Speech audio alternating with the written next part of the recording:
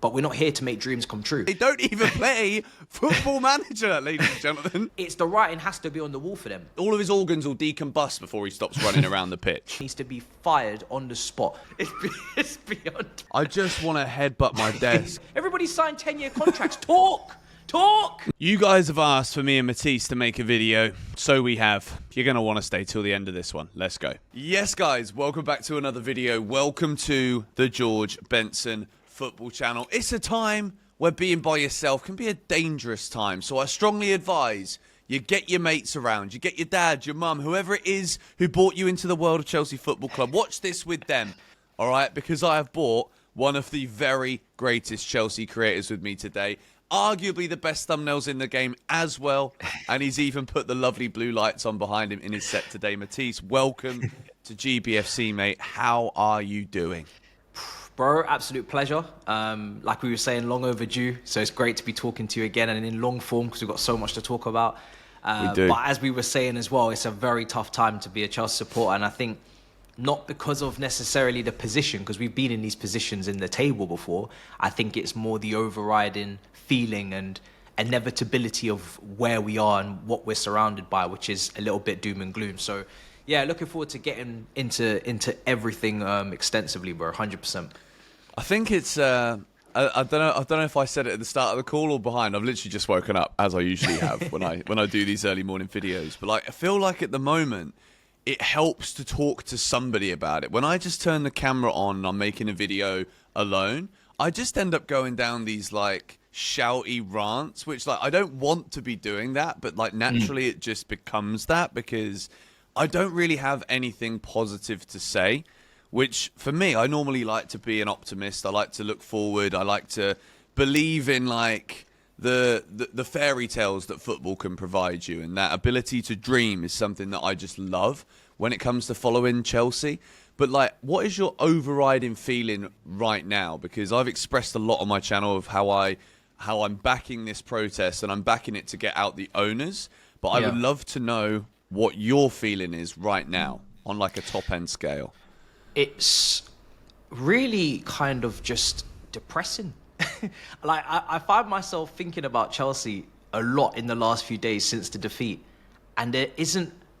I don't enjoy thinking about Chelsea. I feel like it's almost a chore. Like I'm not looking forward to talking about Chelsea. I feel like it's a chore. And again, it's an absolute privilege and a dream to be able to be on YouTube and to have content that can go out and you know, people really enjoy watching and they thank you for entertaining them or giving them extra things to kind of fill up their day. And it's nothing I'll ever take for granted. But when someone says, what do you think about Chelsea? And I'm going on like other rival panels or I'm doing, you know, it's like, oh, damn. Do you know what I mean? Nothing like, good do we to have add to to the talk about conversation. It's like, do we have to talk about it or can we because do you know what it is with Chelsea is that I was a firm believer that this season it was very abundantly clear from top to bottom, every fan, every human being, soul and entity in that institution that we have to be in the Champions League. And I thought that was a bare minimum expectation to try and build up the blocks of progress and kick on to the next target next season, which is to challenge for the league and let's see what we can do in the Champions League and get back to what Chelsea should be about, which is achieving and striving to be the very best, right? There's no football club that I don't think we can beat on this planet when we're at our best. And this season, and not just with actions in the windows, but also with our rhetoric and how we speak, it sounds like we aren't trying to strive for the best versions of ourselves. We aren't striving to be in the Champions League. It's not a priority. It's not a goal. And that really depletes me and puts me in a position of just, well, then what are we here for? What, like, if we're not trying to be in the top tier of European football so we can play Real Madrid, play Barcelona, bring back those special nights at Stamford Bridge, make some of these young players into, you know, bigger personalities and give them experiences that will kick them on in their careers to also make them more valuable Chelsea players in the long run, for where we can actually build real connections, real relationships with them. What are we doing? I think the fascinating thing, in my opinion, is it feels like it's become like an identity crisis fundamentally. Like when you say there about striving for success and making sure that we're giving the best of our abilities on the pitch to yield the best results, Do you think Bournemouth and Nottingham Forest, particularly at the start of this season, would have been like, right, if we get anywhere near the top 4, if we're anywhere near it, we're going to stop trying them because that will exceed our expectations, and we certainly can't be doing that. When you mentioned the mentality here and the rhetoric behind like how we're coming out in the presses and all of this stuff, people say to me all the time, you really think it matters what they say in a press conference? Abso-flippin-lutely it does.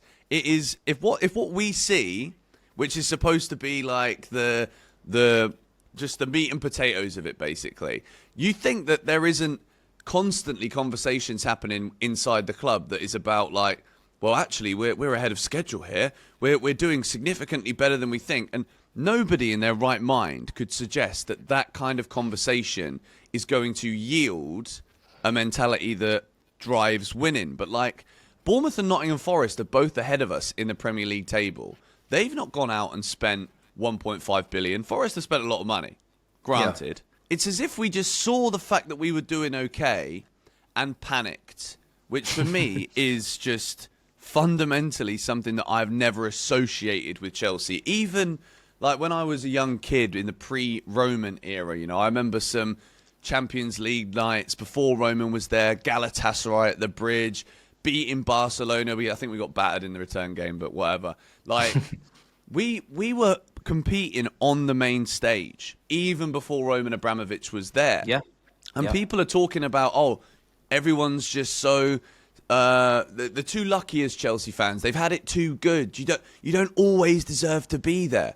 I'm not saying we deserve to be there, but it would be at least nice to see that we're making the effort to be there, because I feel like the effort has just died on the pitch. So we've obviously got the time today to delve into this, Matisse. But like, I want to talk about the players first of all, because I think within all of this, I think these are the guys, in my opinion, that deserve the least amount of blame. Which if I'm watching Chelsea game after game, and you do live streams, I do live streams, like we spend our life invested in watching this club and following this club and talking about this club. And I'm sat here and I'm like, I'm not even pissed off at them for playing so abjectly. I'm not even pissed off at them for putting in such lackluster effort. Where do you stand on what you think about the squad that we've got right now and the team that Maresca's putting out? Yeah, I think with the players, there are instances where I lose my head with them. Say like a Colwell 50-50, and then he just dives on the floor, blames the ref, or wants a free kick or a foul, and then doesn't come back to help us defend. If Nkuku is, in my opinion, being very lightweight and being very, blows with the wind and doesn't really commit, that's when I get annoyed, because I'm like, you guys at the very least, you need to bring commitment. You need to bring 100%. And if you're not physically and mentally committed to the cause, and you've agreed personal terms in January and you're still here by accident, these things, that's a problem.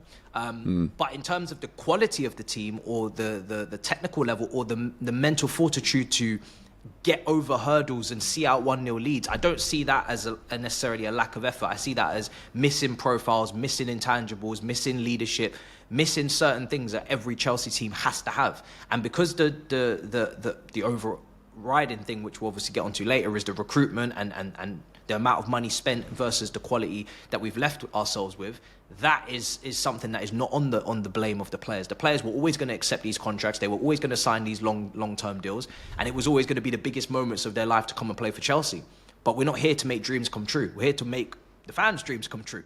But it doesn't seem like we're interested in doing that. Very well said. It's very well said. Yeah, I think with the players, outside of mini moments where I'm like, you are taking the mick, you're taking the piss, the overriding thing is, you've been put out there by the manager to set yourselves up in a tactical certain system and certain way, and he's got to take the brunt. Because when everyone's playing poorly, and it's not just 2-3-4, it's the whole team against Brighton that lost. Everyone was absolutely shambolic. Then I have to be like, well, there's a problem here, isn't there? There must be something else. Well, I think the thing is, the performance, when you look at the Chelsea 11s that go out there, and I've been doing this exercise for years, and I don't know if it is blue-tinted glasses and bias, but when I look at the Chelsea team, I do look and think, compared to other clubs, we've got better players. And I do also think, like, for example, in Nkunku, I was talking in January. If he goes to Man United, I'm nervous because I think he'd be a brilliant player for Ruben Amorim. Why is it that so many Chelsea players, even if we sold Mudryk to another Premier League club, I'd be like, shit, I don't want to play against him.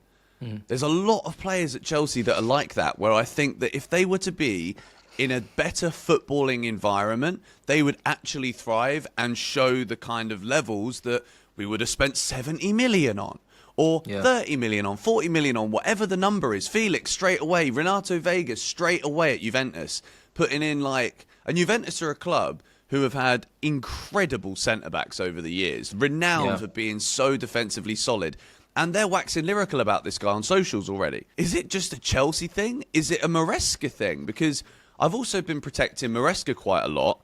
I think maybe to some people's disgruntlement, a little bit too much. But again, like I'm focusing my energy on all of the decisions that are being made chronologically to even get Maresca there in the first place. I was against Maresca joining. And then I saw him in pre-season. I'm like, he speaks quite well, which is the only thing you've got to go with when you haven't seen a football kicked yet. And then we started the season so well. Yeah. So we haven't mentioned the word protest yet. It's been 11 minutes into this video, but we will mention it, and it will be like an overarching theme behind the conversation. But the protest is supposedly happening on the 25th of February. Against Southampton before the match, 6 p.m. Yeah. Bovril Gate, be there or be square. That's my thought. You've been involved, I believe, in the Chelsea protest to make sure that the Ricketts family were not going to take over from these owners. Yeah. What do you think, in terms of your opinion on where this protest should be directed? I've gone straight out there and said, I think if you go into a negotiation and you're looking at kind of skimping beneath the top line of what the best outcome would be, you're only ever going to get what you ask for at best. So if we're asking for the sporting directors to go or the model to change within this ownership, I don't think we're going to get that. We will get like a watered down version of that. Because I think they need to feel the pressure of, no, you know what? We can see right through this now. You've got fall guys scattered all around the hierarchy of this football club. Yeah. If it isn't the players that we're going to blame, which most of us aren't anymore, then we're going to go for Maresca. Oh, he's been a championship manager, only his second year as a professional coach. No, I'm not blaming him. And I'm also, the sporting directors have had an absolute stinker, but who employed them? That's where I sit. And I'd love to hear your thoughts on that, of where you believe this protest is best directed. I was always initially, even this is from last season when Poch was sacked. That was when I had my time with the directors. I said, listen, the directors have got to go because they have mismanaged 1.5 or whatever it is billion pounds. And you can use that money and utilize that money a whole lot better. Even the summer just gone, if you're looking at Duran and you're looking at Samuel, or you're looking at Elise, who they didn't want to, break the wage structure for, we were potentially on the precipice of having a balanced attack, having a box presence or an aerial threat, having a bit of stardust, a bit of individual brilliance on the wing. And you can go through the centre-backs and Disasi and Badiashile from Monaco and Lawrence Stewart. And the main reason why, again, with them is that it seems very agent-led. It seems very favour-led. It seems very, PSR. There's always something, but never actually the footballing principles on the pitch being prioritised. It's always got to be, Felix for Gallagher. It's got to be Dewsbury Hall for Gooding, or whoever it is. It's always got to be exterior factors that are influencing the purchases and the deals done, not the actual pitch. And if you were to give that 1.5 billion, even though I completely see that money, I said it on the Big Six, the billion was mandatory to spend. This is what, again, as we're going along the way, we're learning new things. That billion was mandatory because obviously Roman and Rain Group, they've done a deal and they've said, if you're going to be here for the next 10 years, you've got to at least invest $1 billion. And that is just to protect the club and make sure that there's investment and they're not just taking the piss. They've decided to spend that $1 billion as quickly as possible. Some people see that as a positive. I see that as a negative, purely because I don't believe that signing 10 players or having revolving door of players every single window at high volume is good. Last summer, I only wanted the spine addressed. We decided to address nothing in the spine and actually do more deals than necessary and buy all of these flowers and flicky and floaties and not actually address the critical things in the team, is that the director's responsibility to decide how they allocate the billion or allocate the money that they're getting? Or is it the owners that are demanding that they spend it in a certain way? Maybe it's a bit of both. But I do believe the lower wage structure, I can understand that. I'm not expecting us to be run the way Roman was run, with the 42k capacity stadium, with the PSR rules that weren't there when Roman was there, with all of these extra, things that do make Chelsea not necessarily be able to go and be 1.5 billion in debt and Roman just write it off. I'm expecting, yes, we have to move in a certain way. But when we move in that certain way, I'm expecting logic, I'm expecting balance, I'm expecting a respect for footballing principles and intangibles that we've not respected. I've not asked for Osimhen. I've said Roman signed Giroud, Loic Remy, he signed Demba Ba. You don't have to break the bank, but all of those players have contributed to Chelsea's success in one way or another and have been able to add a little bit into an inexperienced team that we are now. They could have added some substance. They could have added some extra help for a Jackson or whatever position that may be. But now we go to the ownership. And when I'm listening to quotes previously from them in terms of Brighton and in terms of it's very money-led, my biggest gripe with them is your desire to win. Some people will say we haven't found out yet because no £100 million bid is coming for Cole Palmer, or the amortized money for Enzo Fernandez for the book value has not been bid for to see if we'd sell him. But I also don't know if I want to find out, because I'm not hearing anything from them that fills me with any good, and their stock just continues to drop. Whether it's Todd Boehly, who I thought was more of a sporting person and was more fan-led or wanted to win, vivid seats. Where's the statement on that? Where's the clarification on your conflict of interest? Egbali, I was never... No one signed on to this with Egbali in mind and Clearlake Capital Consortium. That was just purely funding and investment. We all knew that Todd Boehly was the guy, the face, that's what we was trying to buy into. And I would love to be able to say, get rid of everyone. I have no, emotional attachment, allegiance to the manager, to the directors. I wanted them out last year. And the owners... have no issue with them all packing up and leaving. My only worry is billionaires don't tend to, we've seen it across the board with other ownerships, they don't tend, unless it is an absolute onslaught, and the protests are going to have to be in their droves, and it's not just about protesting. I've said in my videos, I feel like it's also, attending games. You're going to have to make some sacrifices and not go to games and leave some empty seats to really hit them in their pockets. You're going to have to stop buying merch. There is a lot more than standing outside, which is fantastic. I've done it, and I commend anyone who does. But you can't stand outside, chant, get the news coverage, but then also go through the turnstiles. At least you can't do that after the fourth or fifth protest. It just doesn't make sense. They will sit at the top of their castle, look down and say, the peasants, they're still paying. Yeah, that was the spot on. It's a bit of noise. I don't want to sell dreams. I just think the Chelsea fan base have to be willing to make big sacrifices. It's going to take a long time. They're not going to sell this summer. They're not going to sell soon. I would love the directors to just be gone. I think that's a much more realistic thing, to just get them out immediately. But like you said, it's not going to necessarily change everything, because they're just going to hire more faces of the downfall. Whilst before I would have been like, but let's see what new directors do. The way that they brief and PR tells me that they're so manipulative and they're so flip-floppy. One day Chalobah's part of it, then he's not.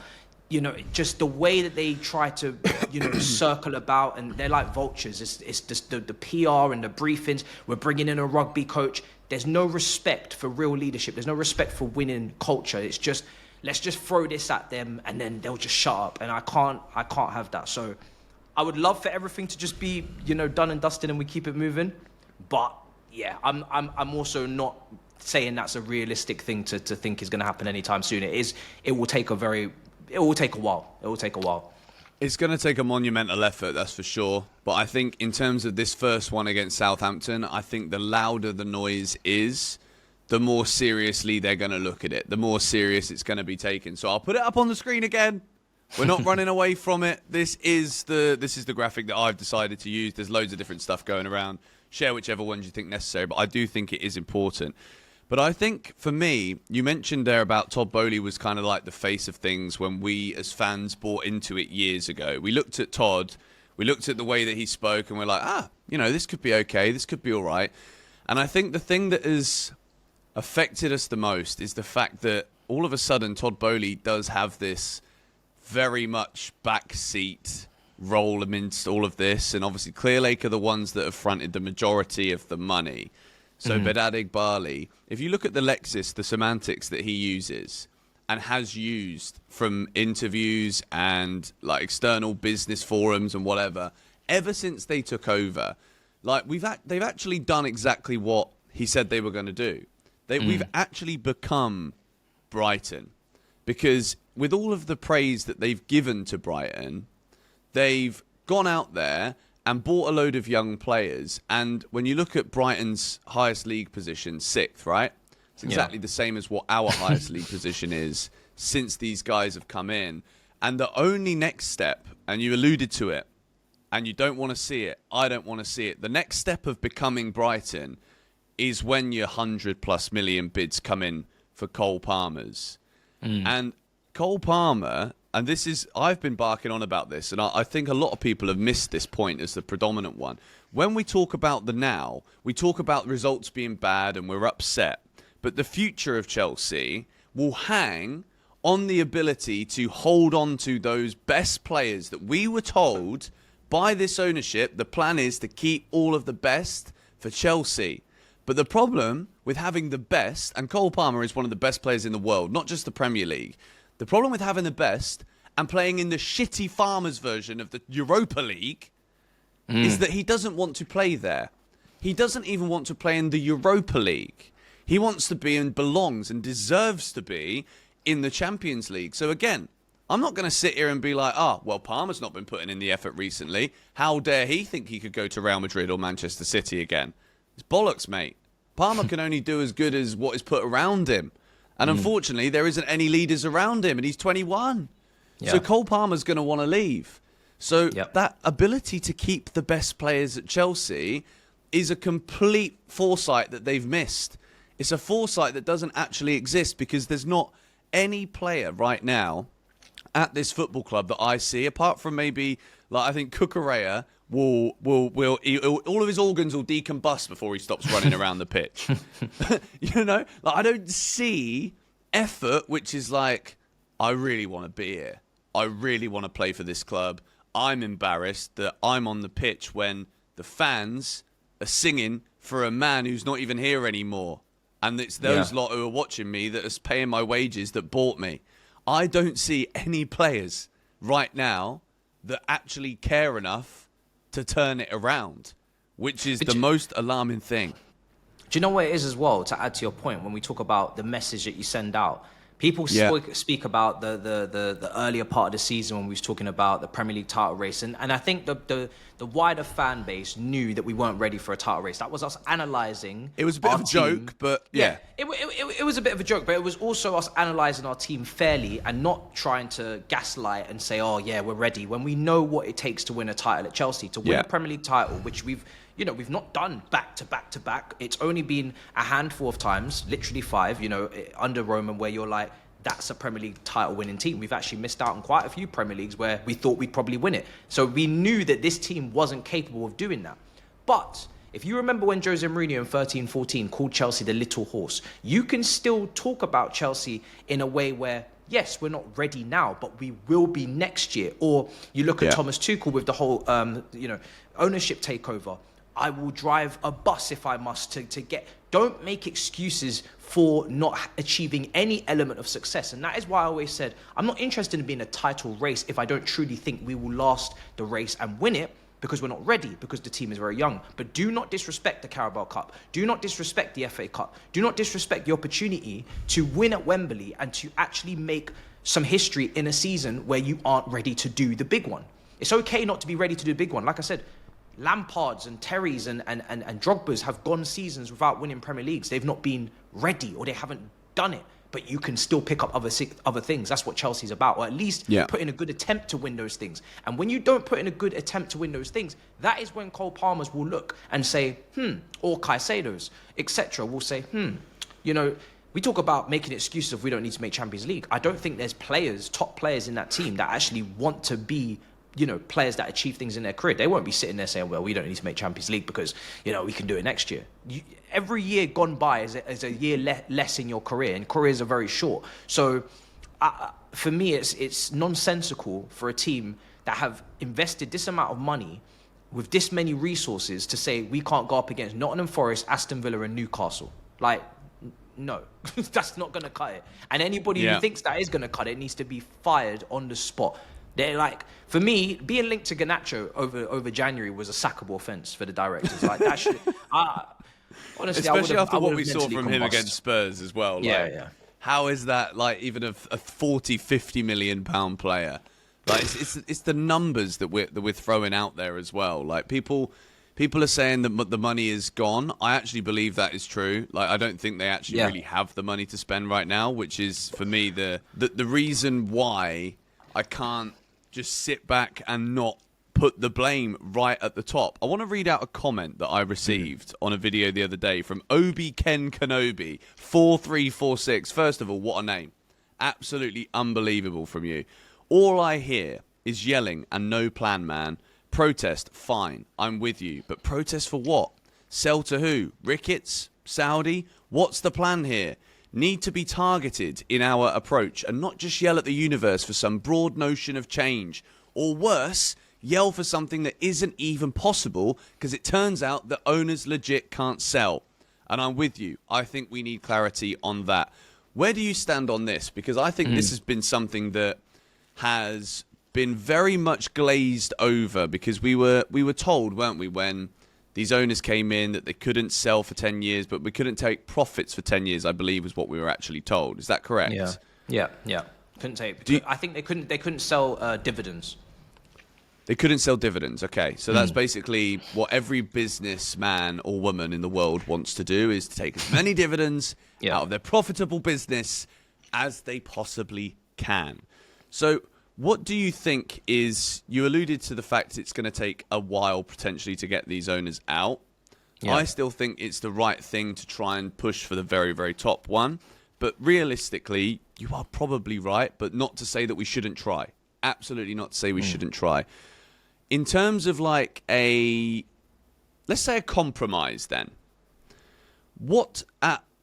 If they don't sell, if they look down at us, like you said, and they're like, oh, bloody hell, the peasants are making a load of noise again. If they do look at us like that, what is the compromise?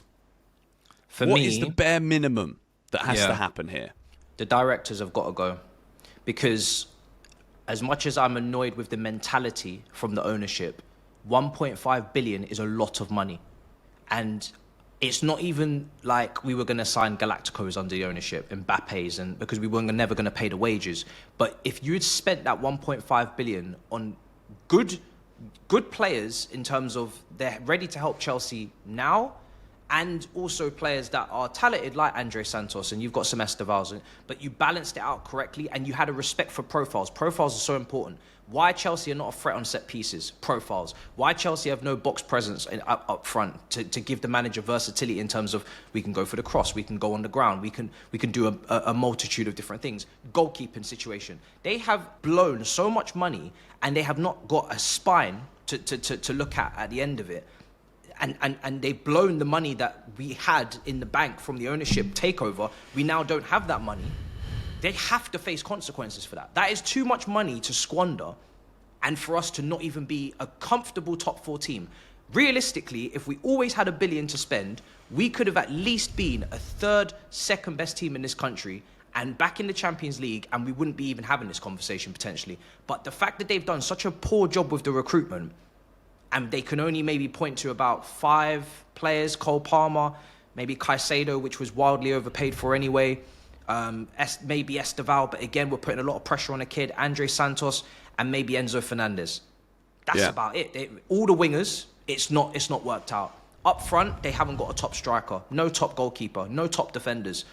Like, for me, it's the writing has to be on the wall for them. They should have been gone last summer. And I wouldn't even wait to see the result of Champions League qualification or not. because I think they should be gone regardless, because they've also hired the manager. So if you're talking about Enzo Maresca, you're thinking he should be gone, well then you're just backing up my point further. They've decided to hire that manager. It's not the owners that have hired Enzo Maresca. They've given full control of the footballing run-ins of the club in terms of Marina to the Roman, right? Footballing, running day to day. This is how you can run the club as under our parameters, under our circumstances. And they've chosen to hire and run it like this and got it horribly wrong and got themselves into PSR problems because they've spent so much money so quickly. So for me, they absolutely have to face the consequences. If they're not gone in the summer and they're allowed to hire another manager, are allowed to spend more money wherever that money comes from after the ridiculous amount of sales that we're going to have to make before we can spend. If we even give them another day to spend money from the bank account that we have, no, that can't happen for me. They have to be gone. And then if we hire, I'd like to think if we hired competent sporting directors, like a Edwards at Liverpool, even under their financial restraints, we could do better even under the restraints that we have. The restraints that we have are ridiculous. The restraints that we have shouldn't be there. I don't like it, but you can still operate within it a whole heap better than these guys have. These guys have done such a horrific job. It's beyond me. It's beyond me. So let's try and be positive on that notion then, that there is a possibility that somebody could be hired who's got a footballing brain, who's got an ounce of nous about them, right? To do something to be able to take Chelsea from a shitty situation into a better one. So let's just say Liverpool, for example, to give them some credit, as much as I don't like doing that. Yes, they didn't spend any money last summer. They've got a new manager in, and they are pretty much nailed on to win the Premier League this year. That is outstanding. But in order to understand what we want Chelsea to look like, we've got to look at what Liverpool have, what Liverpool are. And there's one word that we've all got in our bodies that fits for everyone, and that word is spine. Alisson is a top goalkeeper. Virgil van Dijk is arguably the best centre-back of this footballing generation post-John Terry. And then the midfield is absolutely class. Ryan Gravenberch this season has been like, he's the best midfielder in the league probably. I would have said Caicedo until a few weeks ago, but like, look, Chelsea is shit. We can't just go beating around the bush with that. McAllister, class. Then you've got the forwards, right? It doesn't matter which combination they use of their plethora of attackers. But they've got Mohamed Salah, who, again, arguably the best forward of this new Premier League generation. In every single position there, they don't have a 19-year-old running around like Garnacho hoping for the best. And see you later, Man United, you're 15th. 15th. They can't spend money either. They're screwed. It's funny about their ownership too, isn't it? Tottenham, 12th. But what we've got, squares that we're trying to put into round holes, with what capacity, based on all of the data, and this is another thing that I find it kind of gives me like a wry smile. You're the king of sarcasm, I'd say, in Chelsea YouTube. You execute it to like this perfect level. If you're not subscribed to Matisse, you've got to go and subscribe to this man's channel. But like, surely, I've lost where I was going.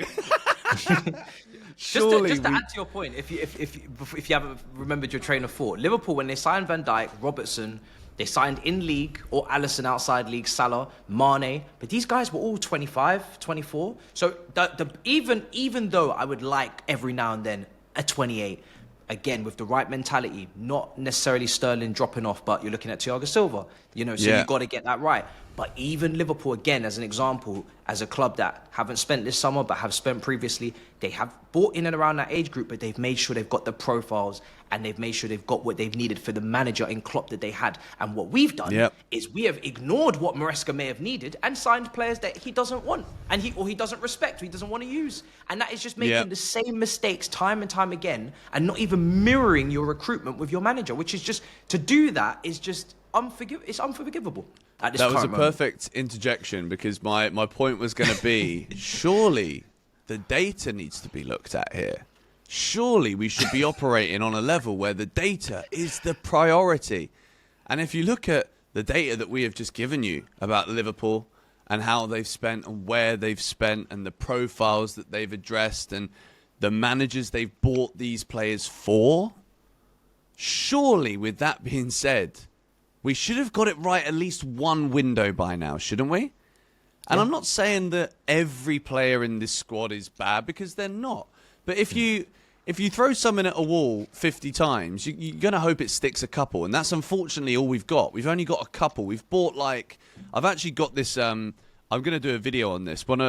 Someone sent me an email last night, just to someone who watches my videos. It's a 17-page presentation document talking about how we've spent the money, where it's gone, the averages of everything. And he's managed to identify 5 hit signings out of 42 players that have been bought in, including loans. Yeah. Which, that is a criminal offence.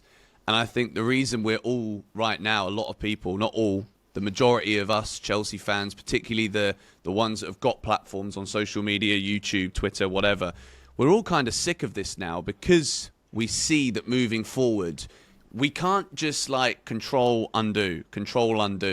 This is we've made our bed and we've kind of got to lie in it, unfortunately. Whether we protest against ownership or sporting directors, or we don't like Maresca, we don't like the players, whatever. This is our bed now. We made it. We've got to lie in this bed. This is all we got. This is what we've got. George, we don't even get to see what we've purchased. We buy Washington. We leave him in the under-21s. We then send him back to Santos 18 months later to go and play with Neymar. Oh, sorry, that deal's not gone through. He's with Brazil. We have no striker, and we don't even get to see if he can play up front, to see if that 20 million euros or whatever it was worth it. And we can go through so many other players where that's the case. Chelsea have brought back Insamino on loan. He's now in the under-21s. He was meant to maybe go on loan to Marseille, at least be in the Conference League squad. It's almost like if these guys opened up Football Manager, they actually don't understand that you've got to register a certain amount of players. You can't register outside of that number. So you need to make sure that you have a certain amount of loans, and FIFA have restrictions, and just do simple maths and make sure that 1 goes into 1 and 2 goes into 2. They never do this. There's always outcasts. There's always extra cast members that just don't buy them if you don't have a plan. They're not even executing their plan well. That's what makes me so angry. Why are you stockpiling? If you're going to sign youngsters, make sure that you've got enough multi-club model clubs for them to go to. We've only got 1, so then make sure you only have enough for 1. I mean, the more we unpack it here, we can't even sarcastically criticize, thinking they take it like Football Manager. They don't even play Football Manager, ladies and gentlemen. They've not even updated the game since 2013. It's it hurts. Mate, they're not maximising the academy. You've got Dyer, you've got young players, Samuel Smith, you've got young players. Imagine this. You could make profit from the academy. The same profit you're trying to make from the players from other parts of the world. You can actually make easy profit from the academy. You already know this because you sold Lewis Hall, you sold Maatsen, you sold so many players, and it was so easy, pure profit. So why are you not even encouraging more pure profit from the academy and saving that money that you spend on South American talents and France? And why don't you save that for the first team? Prioritize the first team where you can make more money, Champions League qualification, front of shirt sponsor. They're not even making the most amount of money that they could possibly make. It's just, how have we got no front of shirt sponsor, bro? Really? Even as a business, they're not operating as high as they could be. They're failing on the pitch. They're failing in business. They've had to sack 2 CEOs. They're not even doing what they want to do properly. It's beyond beyond me. They sold Cassidy for what they bought him for. They didn't make no profit on Angelo. They're not even doing it right. Bro, honestly, I'm at a point now where you can probably see it in my eyes, where if I don't laugh out loud, visually, putting it on, I'm going to cry. I just want to headbutt my desk every time I try and dissect this. Every time I try and, look at it from some kind of, looking out. I could be on a beach right now. I live 1.3 kilometers away from the beach. The water's warm. They have coconuts for £1. Well, I shouldn't say it. There's girls in bikinis everywhere, but I only look at one, of course. 100%. But I just spend my time in front of these lights, in front of this camera. I spend my time talking about this nonsense, and we've established today that they can't even play this game of running a football club, even like it's Football Manager. Football Manager, they tell you how many players you can have registered. Yep. Oh, bro, I thought this was going to be like a therapy session, but it's not. It's making me wound up, bro. It's wound me so... This is why I do sarcastic reviews now, and I just laugh, because if you don't laugh, you will cry. You will cry, because it's fundamentally, they're doing it wrong. Like, everything. At every level. Everything. Like, make this make sense, bro. If you wanted to leave the front of shirt sponsor open and vacant because you wanted to have a bidding war for Champions League football, then how can you now say Champions League football is not a priority? Because you wouldn't go a whole year without a sponsorship to save for Conference League sponsorship. Like, for Europa League sponsorship, you would just get the sponsorship. We're losing money every day. We don't have a sponsor on the shirt. It's a loss of money. It's just crazy. Like, Champions League has to be the priority because we've had no sponsor, because we're meant to be getting one so we can get this multi-year deal. Their own lies don't even make sense. All you have to do is listen to what they say and then follow the paper trail, and it doesn't make sense business wise. It's crazy, bro. What insults me the most is that they actually lie to us, and they think we're gonna believe it, like we have a goldfish memory. Like, no. Do you know what I've been saying all along, right? Especially since I've basically just like gone to the other side of the fence. I'm like, nah, I can't protect this any longer. I want the owners gone, right? But I've been saying the whole time, we've still got to support the players out there. We've still got to back them. If we are in the stadium, make a load of noise. And again, we've discussed that today, and that's counterintuitive in a way to wanting the ownership to be gone.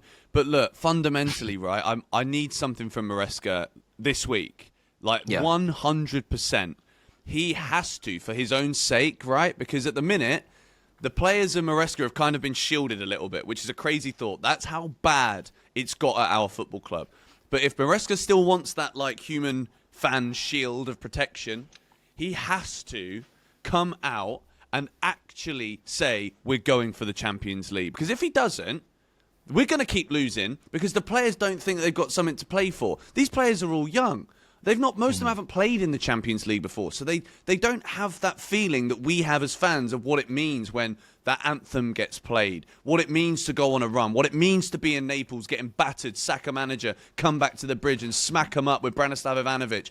They don't understand what that is all about. We do. So we're upset about it because we want that and we believe we deserve that, and 1.5 billion suggests that we should have that. It's just been spent really bad, but we still could get that. We can still finish in the top 4. The problem is I don't think we can, because I think that the attitude is beyond mudded now. We are buried, and we've put like a big steel block over the top of the coffin. That's how it feels, and that's what I think we're going to see. I'm glad Gusto said that we are targeting the top 4. Because I remember when James came out and he was asked about it, and he said we're taking it game by game. And I thought that was a real moment for James. And I know he's not on the pitch much, and maybe his authority has dipped because of the fact that he's injured a lot. But I thought that was a real opportunity for him to come out as captain and say, listen, I've won a Champions League. I've played with Thiago Silva. I'm not playing games here.